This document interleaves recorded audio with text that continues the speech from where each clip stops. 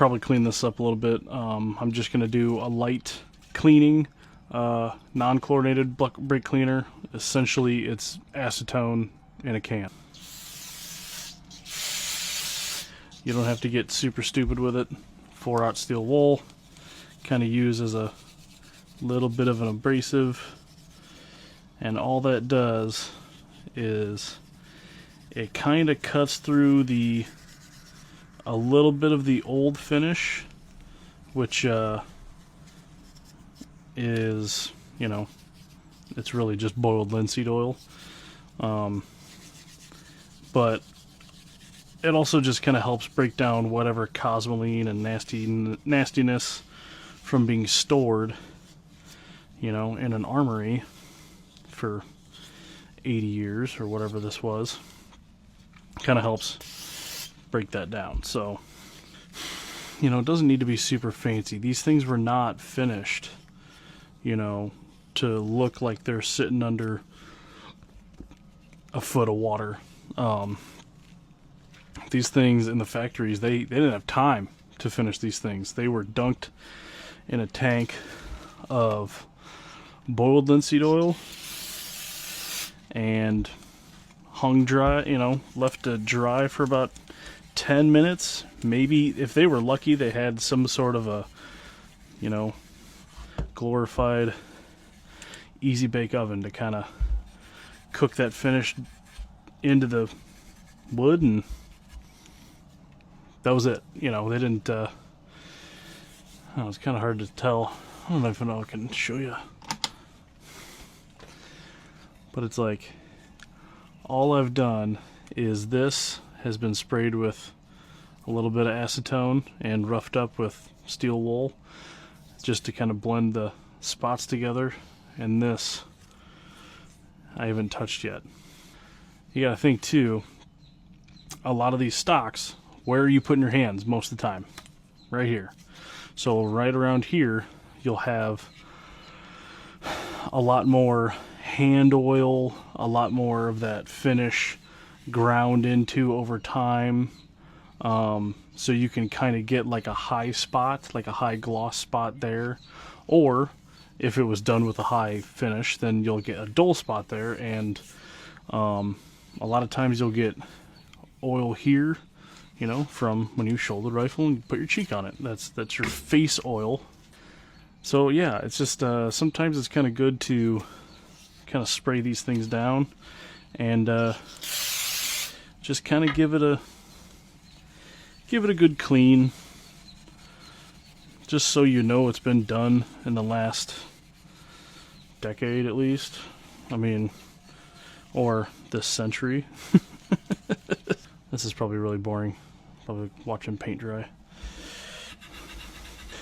But yeah, once you kind of wipe it down, get everything kind of dust free. Old socks are great. You know, socks that you get holes in. And once Christmas, you know, dads, you get your 24 pack of new socks for the year. That now you got a bunch of shop rags from your old socks. So just kind of wipe everything down. Make sure it's all somewhat clean. Watco, this Danish oil stuff is great. But essentially what you do, put that on there, rub it in, leave it thick. Get it everywhere too. In the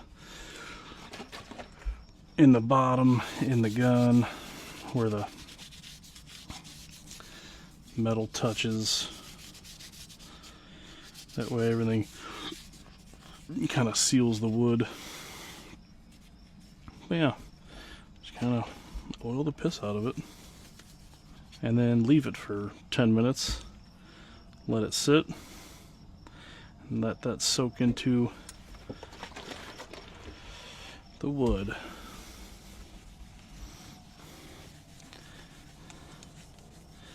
Now everything I've done up until this point, now I'm sure people are going to watch this and think, oh my god, he's adding new finish to an old gun.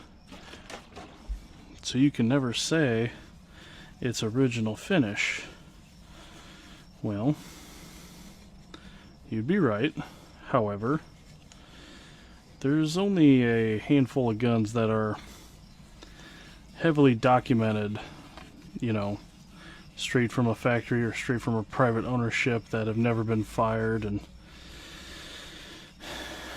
let's just say those things all cost more than my house. So this thing, you know, it wasn't owned by frickin' George Patton himself.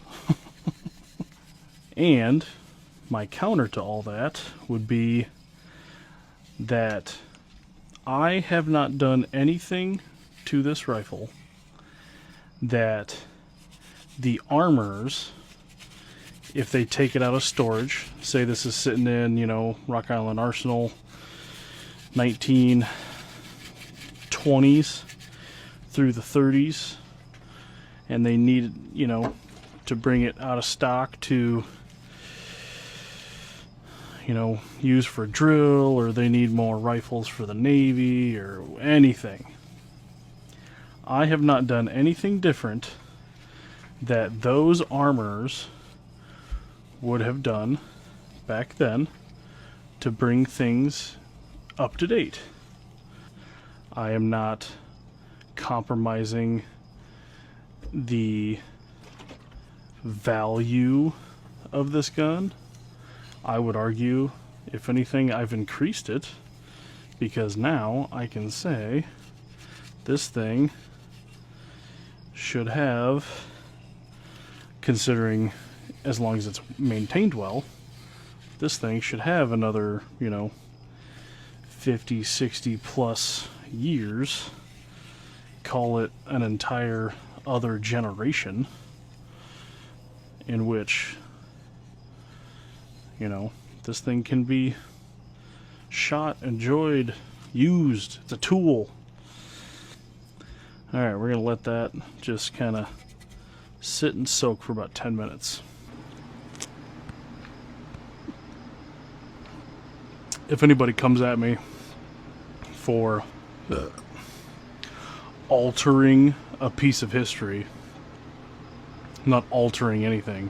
I'm not sporterizing it. I'm not, you know, chopping it down, making an SPR. You know, I'm not doing anything like that. All I'm doing is essentially the thing that the armors would do, you know, to bring something out of storage, up to date. I feel like up to date might be a different word for it. It's not really up to date. It's not like I'm like mounting a freaking ACOG on a rifle. But if anything, once you take a thing out of storage, say it's covered in cosmoline, you know, your anti-rusting, you know, nasty sludge, you essentially have to do all this stuff to get it up and running, to then hand to, you know, said, you know, 19-year-old to go fight off in Europe. You know, it's like you have to do this stuff to get it to that point, and in the process of doing this, to getting to that point, you are stopping the current decay and bringing it to a state in which it is able to be used. I think that's also another part of why I think it's important to do this stuff, because this thing is 100 plus years old. I like knowing that it has been gone through, cleaned, conserved, refurbed if need be. Everything's fixed up to where it's operating the way it's supposed to operate. And know that, you know, when I essentially pass on, say, to my kids or their kids, this thing should be preserved for another, you know, 50, 60, 70 years, considering hopefully it's, you know, maintained well.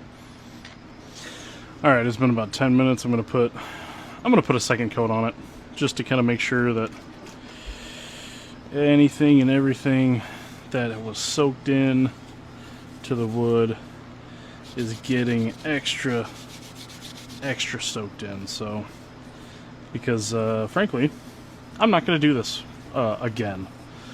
You know, probably 50 years from now, I probably won't even be around. So, and this is my kind of one chance to re-oil all this stuff and kind of be done with it. So, yeah, cool. We'll call that good. All right, it's been about another 10 minutes. Time to just wipe this stuff off.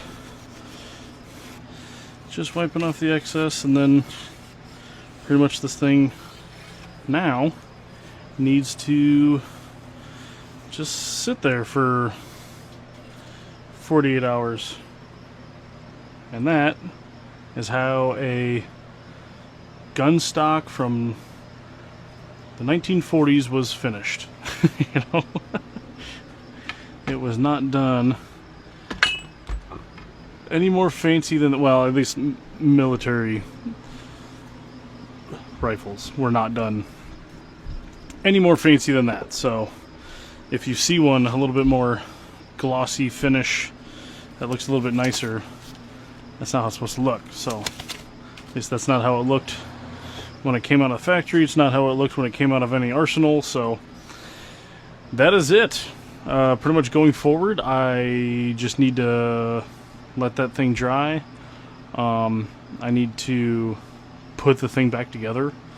I might wait on that for a little bit because we got the sling to tackle, and I don't know what type of thing makes brass do that, but I have no clue what this thing was finished with or cleaned with.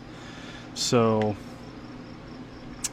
that is a whole thing by itself. So yeah, that'll be a whole other thing.